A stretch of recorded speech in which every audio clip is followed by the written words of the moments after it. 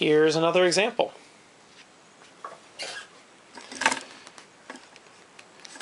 What is the largest rectangle in terms of area that can be inscribed in a semicircle of radius 2? So here's a case where we're applying calculus to another problem in math. So let's draw a picture of this. We've got a semicircle of radius 2. So it looks something like this. That's 2. That's the radius. And we want the largest rectangle that can be inscribed in that semicircle. And this is what we mean by a rectangle that's inscribed. It's like that, a rectangle that fits exactly in the semicircle with all 4 corners on the edges. So we want the largest one in terms of area. And the idea is that if the rectangle is too long and skinny like this, it won't have much area. And if the rectangle is too tall this way, it won't have much area either. So we want a rectangle like the one I've drawn that's kind of a plump rectangle that has a lot of area in it. Okay, let's continue drawing this picture by not only drawing the picture but labeling it with variables. So let's see, we're going to call this length x, and I'll call this height of the rectangle y. That way, when we go to number 2, decide what you wish to optimize and write an equation in terms of those variables, x and y. It'll come out nice. So, largest rectangle in terms of area. So we want the largest area. What we want to optimize is area, and the area is the length times the width of the rectangle. Now the length of the rectangle, convince yourself, is 2x. Because if that's x, then that's also x. So it's 2x. And the width of the rectangle is y. So we've got 2x times y. All right, that was easy. Let's go to number 3. If there's more than one variable, eliminate all but one of them. Now here, unfortunately, there is more than one variable. There's an x and a y. So let's eliminate the y. Now how are we going to eliminate the y? Well, there's a piece of information we haven't used yet, which is that this thing is exactly a semicircle. It's not just a blob. We know exactly what the shape of this is. So there's a relationship between the x and the y. Now, if you've memorized the equation of a semicircle, that's nice. And that would skip you a step here. But if you haven't, you could always figure it out. So what we can reason is that this length here is also 2. Because a semicircle has constant radius. That's 2, that's 2, that's 2, that's 2. And if you notice, this side and this side and this make a right triangle. So we can use the Pythagorean theorem again. A squared plus b squared equals c squared, just like in the last example, to conclude that x squared plus y squared equals 2 squared. See that? A squared plus b squared equals c squared. This is x squared plus y squared equals 2 squared. So, if we want to eliminate y, we want to solve this equation for y, and we get y squared equals, let's see, we subtract the x squared from both sides, so we get 2 squared is 4 minus x squared. And then take the square root to get y equals the square root of 4 minus x squared. So, now we can use that to eliminate y. Because now that we know y in terms of x, we can say that it's 2x times y, where this is y.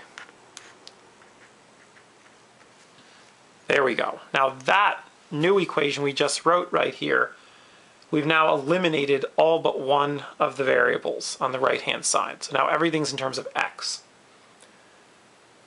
All right, we've now completed step 3. we are up to step 4, draw a graph of the function you wish to optimize. So I'm going to graph this. Here we go. Graph of 2x times the square root of 4 minus x squared. And let's think about the window. The x actually here can't be less than 0. That wouldn't make much sense. And it can't be more than 2, because then it would stick out past the semicircle. So I'm just going to go from x from 0 to 2.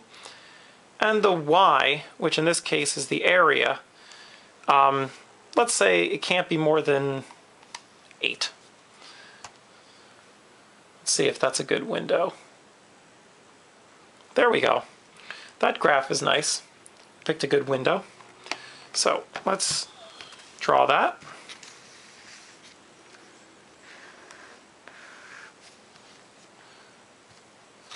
Looks something like this.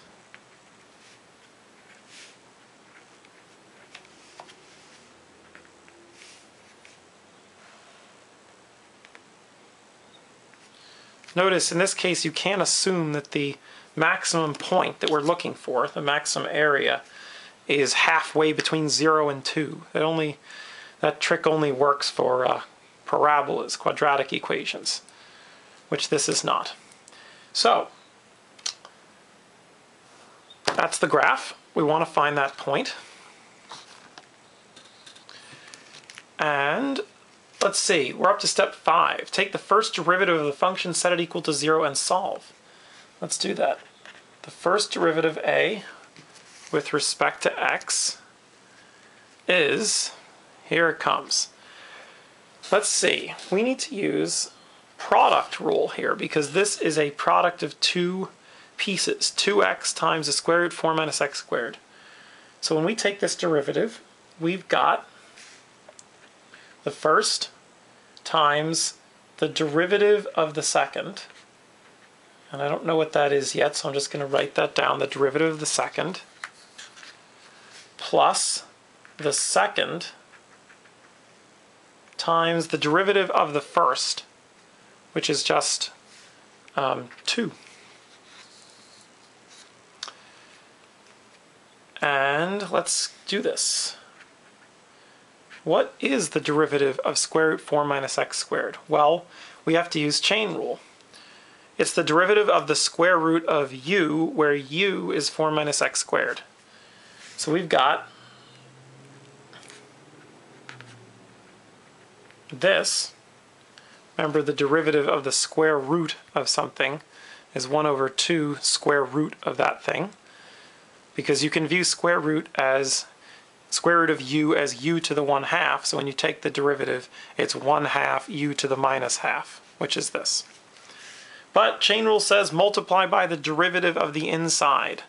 The derivative of the inside function 4 minus x squared is negative 2x. And then here we still have the 2 times square root 4 minus x squared. Okay, let's see. Let's just simplify this a little bit so we can see what's going on here. This times 2 and this divide by 2 can cancel. And on the top we've got x times 1 times negative 2x. So I'm going to say negative 2x squared. And on the bottom we've got square root 4 minus x squared. And over here we have still 2 square root 4 minus x squared. Alright, so now we've done that. We found the first derivative. And it's kind of a complicated, ugly thing, but that's okay.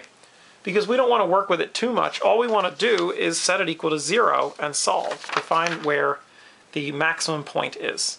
So let's set that thing equal to 0 and solve it.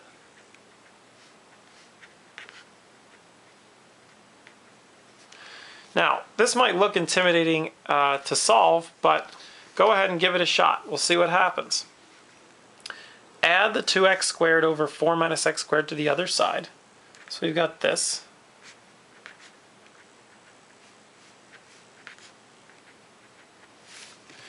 divide both sides by 2,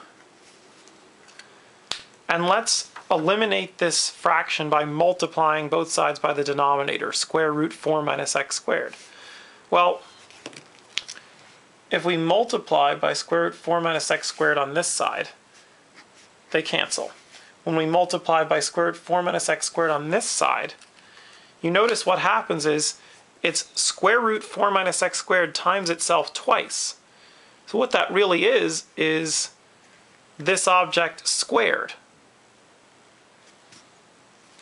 As if we had 5 times 5, we would have 25. We could view that as 5 squared as 25. Or square root of 5 times square root of 5 would be 5. So that would just be 4 minus x squared, because the square eliminates the square root. So now we have something much simpler. Add the x squared to both sides. We get this. And divide by 2.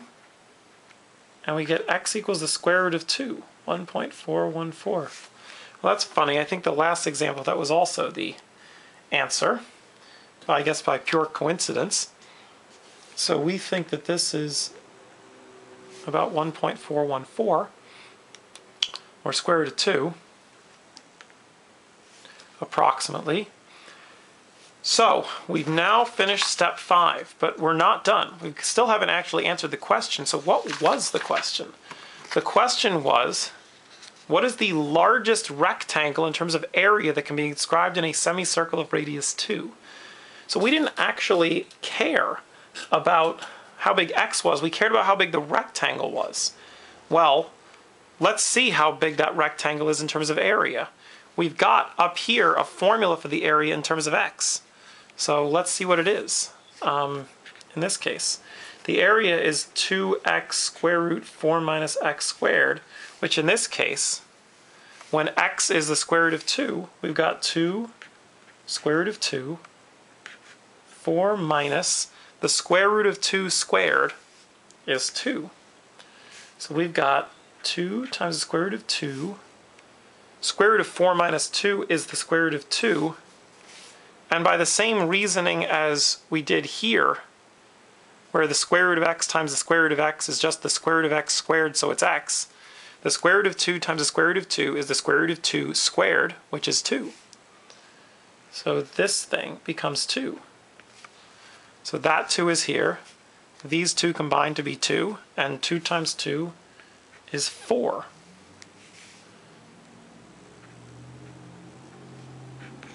And that's our answer. The largest rectangle that can be inscribed in a semicircle of radius 2 is 4 square units.